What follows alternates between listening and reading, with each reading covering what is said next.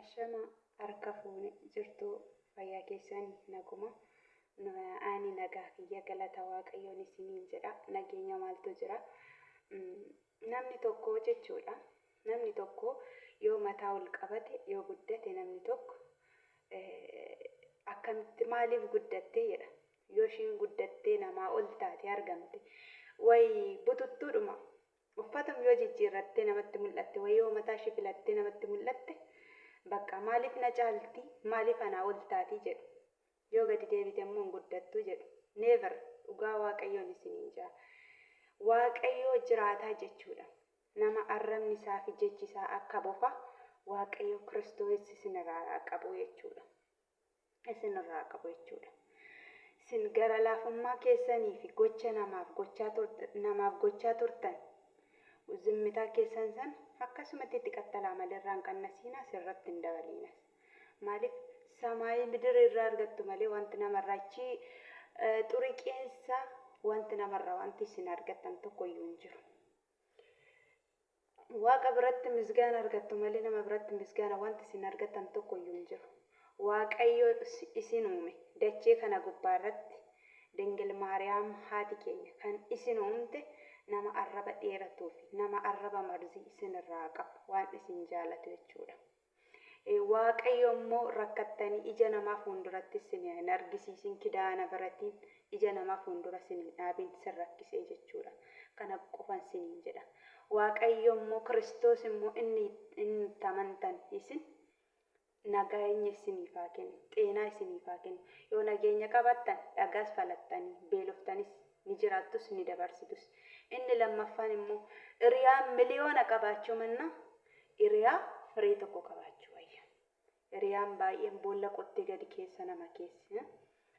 Inni lammaffaan immoo gara laafummaan biyya keessatti gannama dabalti. Kanaafiyyuu gara laafummaan nama nyaatas nama baasas sinii galee.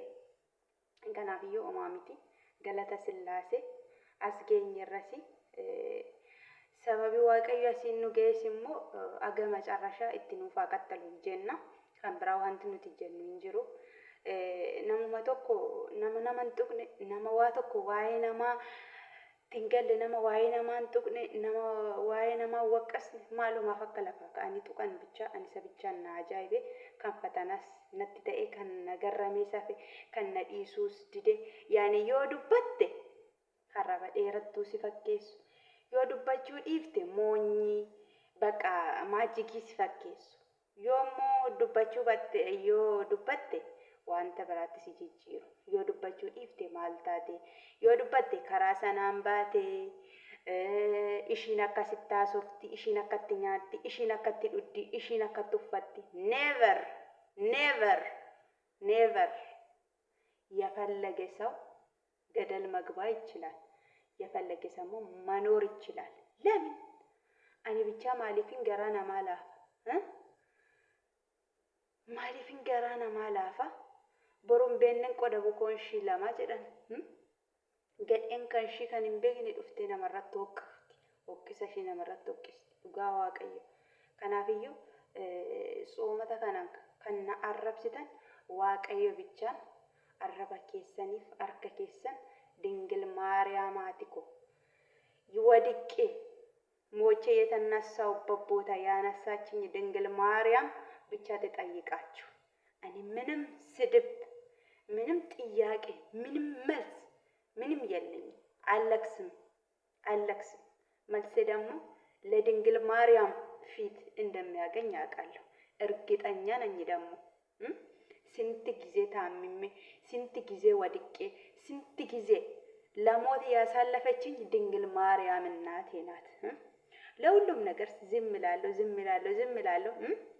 ይሄው ያሳልፈኝ ድንግል ማርያም አትኮ ዋው እንደዩ ነደበርስቴ ዋን እንድበዱልና ናርካ በደጀራ አማ ቦይቸ ሶንታን ጀቤኛ ኮ አገርሲሱ በርባዳን ጀቤኛ ኸየ አገርሲሱ በርባዳ ማለ ኢሚማን tokko kan jedhamin agarsiisu maaliif jenna yoo ati gadi jette ka namni hin jaalatu yoo ati ol jette immoo maaliif na caalte dhaka never maaliif jennan namni hundumtiyyuu hojii tuffatee osoo hin taane an hojii tuffadhee kana dhiisee sana yoo osoo hin taane birri osoo hin taane jireenya koo fi akkaataan itti jiraadhu barbaada malee birriin 3,400 kan falamidhaan hin barbaadu.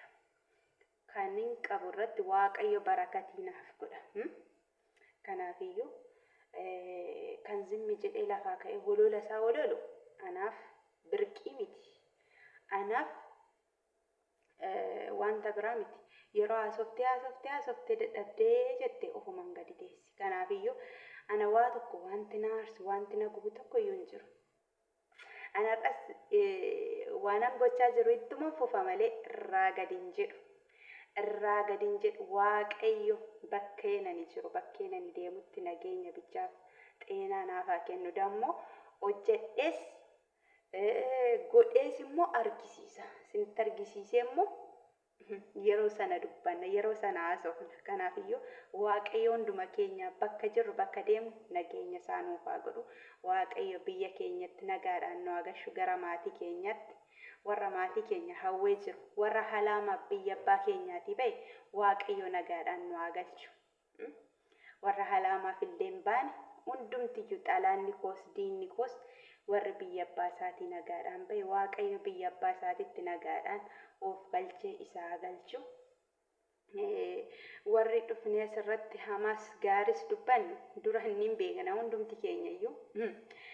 Waa hunduma dabarsinee asitti dhufne innaa tiktookii kanarratti wal arrabsinu xiqqoo ishiin ulfaata. Ani dhugaa dubbachuuf garuu Waaqayyo keessa koo kan argu tiktookii irratti kan namni nama arrabsu miti lafa dhaabbii irratti nama na beeku fuuldura taa'ee nama hin arrabsu. Zimmin ja'a garaan laafa gara laafummaan koo booda Waaqayyoon akka itti naa guutu akka illee naa bareechu nan beeka abdii guddaan qaba.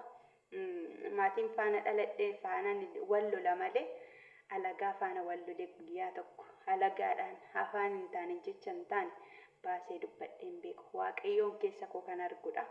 Waaqayyoon inni na uume kan keessa kiyya arguudha jechuudha.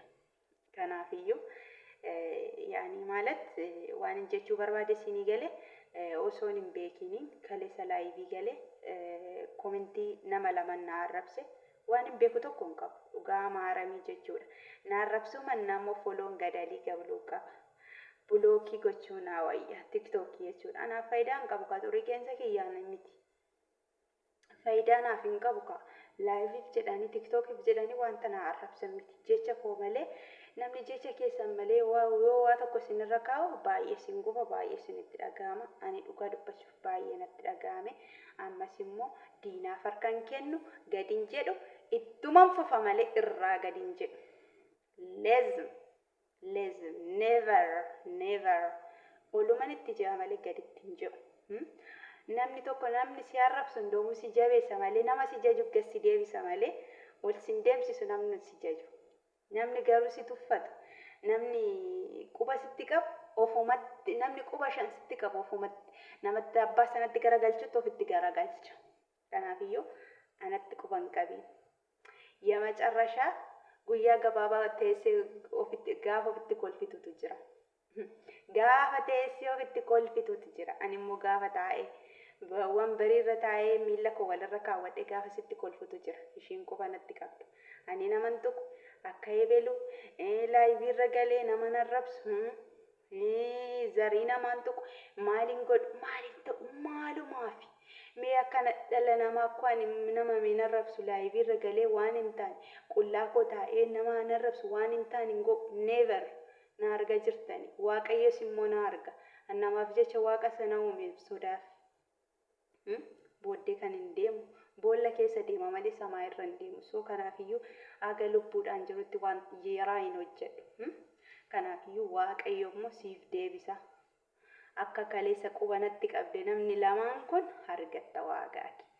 Argatta waaqaake ጠብቀኝ ለሰማይ ምድር ልክ ሰጥቻለሁ እጄ። ይሄ ነው ያናደደኝ ያስከፋኝ እና ወርነ ጃለትን ሞይ ሲኒን ጃለዳ ሙሪ ዲርቱን አብጅራዳ ሃማኒ ሲኒን ነርጊኒ ጋሪኒ ሲኒን ደርቢኒ ባየን ሲን ጃለዳ ወማቶዳ ከየ ወርነ ጃለታ ወርታ ፎሎ ሼር ናጎዳን ቴንክ ዩ ሲኒን ጃ ተነማ ያው tiktookii yaada nama fixachiisu.